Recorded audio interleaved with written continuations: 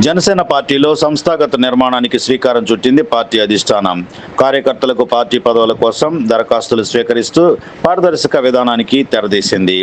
బాపట్లలో నిర్వహించిన సమాచార సేకరణ కార్యక్రమంలో రాజోలు ఎమ్మెల్యే దేవవరప్రసాద్ కీలక ప్రకటన చేశారు. బాపట్లలోని అన్నం సతీష్ ప్రభాకర్ కళ్యాణ మండపంలో సోమవారం జనసేన పార్టీ సంస్థాగత నిర్మాణంలో భాగంగా సమాచార సేకరణ కార్యక్రమం నిర్వహించారు. ఈ కార్యక్రమానికి ముఖ్య అతిథిగా హాజరైన రాజోలు ఎమ్మెల్యే, బాపట్ల పార్లమెంటరీ సమాచార సేకరణ కమిటీ పరిశీలకులు దేవవరప్రసాద్ కార్యకర్తలను ఉద్దేశించి మాట్లాడారు. పార్టీ కోసం కష్టపడి పనిచేసిన ప్రతి కార్యకర్తకు అవకాశాలు కల్పించడమే లక్ష్యమని ఆయన తెలిపారు. గ్రామ, మండల, నియోజకవర్గ, పార్లమెంటరీ స్థాయి పదవులకు ఆసక్తి ఉన్నవారు దరఖాస్తు చేసుకోవాలని సూచించారు. జూన్ 29 నుంచి జూలై 3 వరకు బాపట్ల పార్లమెంటు పరిధిలోని 7 అసెంబ్లీ నియోజకవర్గాల్లో దరఖాస్తులు స్వీకరిస్తామని ఆయన చెప్పారు. జూన్ 30న చీరాల, పర్చూరు, జూలై 1న రేపల్లె, వేమూరు, జూలై 2న అద్దంకి, సంతనూతలపాడు, జూలై 3న బాపట్లలో దరఖాస్తులు స్వీకరించనున్నట్లు వెల్లడించారు. కార్యకర్తల అనుభవం, పార్టీ పట్ల నిబద్ధత, సేవను పరిగణలోకి తీసుకొని దరఖాస్తులను రాష్ట్ర పార్టీ కార్యాలయానికి పంపిస్తామని వెల్లడించారు. పార్టీ అధ్యక్షుడు పవన్ కళ్యాణ్ నేతృత్వంలో తుది నిర్ణయం తీసుకుంటారని చెప్పారు. ఈ సందర్భంగా బాపట్ల జిల్లా పార్లమెంటరీ అధ్యక్ష పదవికి ఆమంచి స్వాములు తన దరఖాస్తును దేవవరప్రసాద్కు అందజేశారు. ఈ కార్యక్రమంలో జనసేన నాయకులు, సమన్వయకర్త నామన వెంకట శివనారాయణ, కార్యకర్తలు, అభిమానులు పెద్ద సంఖ్యలో పాల్గొన్నారు. 30వ తారీఖు చీరాల, పర్చూరు, 1వ తారీఖు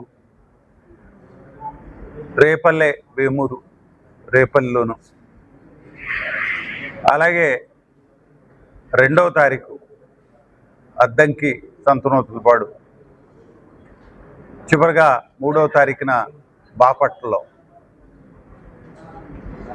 ఎవరైతే ఇంట్రెస్టెడ్గా ఉన్నారో, కార్యకర్తలు కమిటెడ్గా ఉన్నారో, కార్యకర్తలు నాయకులుగా ఎదగాలనుకుంటున్నారు, లేకపోతే వారు పార్టీకి సంబంధించిన పదవులు కోరుకుంటా ఉన్నారు, అటు పార్లమెంటు స్థాయిలో కానీ,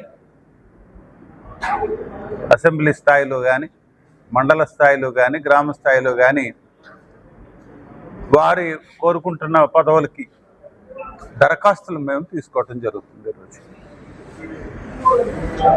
ఈ ప్రక్రియ చాలా ఓపెన్గా, ప్రజాస్వామ్యబద్ధంగా టేకప్ చేయటం జరిగింది. బహుశా ఏ పార్టీలోనూ కూడా ఇలాంటి ఓపెన్ మెథడ్ మనం ఇంప్లిమెంట్ చూసుండం. అట్లీస్ట్ అలాంటిది రోజు కార్యకర్తల నుంచి దరఖాస్తులు సేకరించి వారికి ఉన్న అనుభవాన్ని కానీ, కమిట్మెంట్ కానీ, వారు చేసిన కాంట్రిబ్యూషన్ పార్టీకి కానీ, ఇవన్నీ దృష్టిలో పెట్టుకొని వారు అడిగిన స్థాయిలో వీలైనంత మటుకు పదవులు ఇవ్వటానికి పార్టీ సంసిద్ధమైంది. ఈ 5 రోజులు 29, 30, 1, 2, 3వ తారీఖుల్లో కార్యకర్తల నుంచి దరఖాస్తులు సేకరించి హెడ్ ఆఫీస్కి వీటిని సబ్మిట్ చేయడం జరుగుతుంది.